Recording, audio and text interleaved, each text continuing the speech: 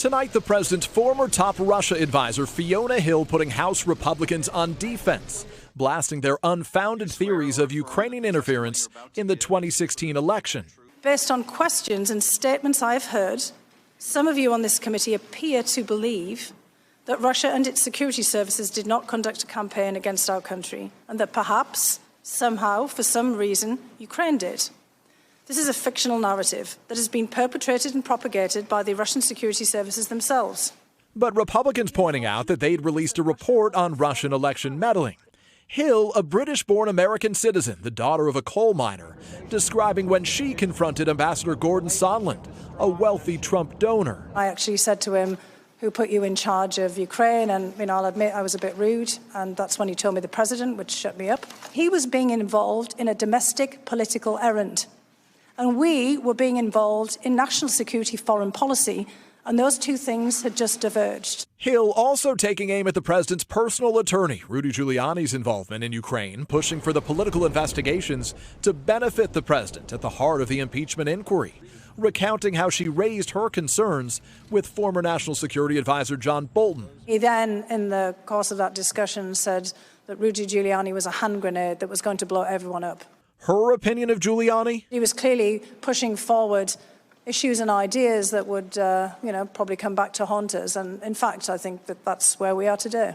Also tonight, this show and tell moment that brought President Trump's voice into the impeachment room. When the president came on, he sort of winced and held the phone away from his ear like this. David Holmes, a top embassy aide in Ukraine, detailing how during a July lunch with Sondland, he overheard a cell phone conversation where he says the president wanted an update about the, quote, investigation. So you heard President Trump ask Ambassador Sondland, is he going to do the investigation? Yes, sir. What was Ambassador Sondland's response? He said, oh, yeah, he's going to do it. He'll do anything you ask.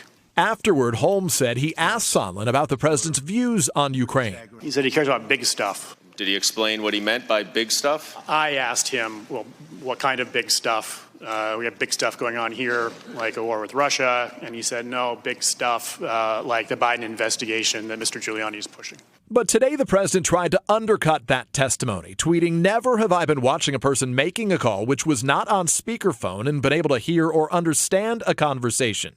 I've even tried, but to no avail." All of it coming after Sondland alleged a quid pro quo with Ukraine, military aid, and a White House meeting in exchange for investigations, but acknowledged he had no evidence directly tying it to President Trump.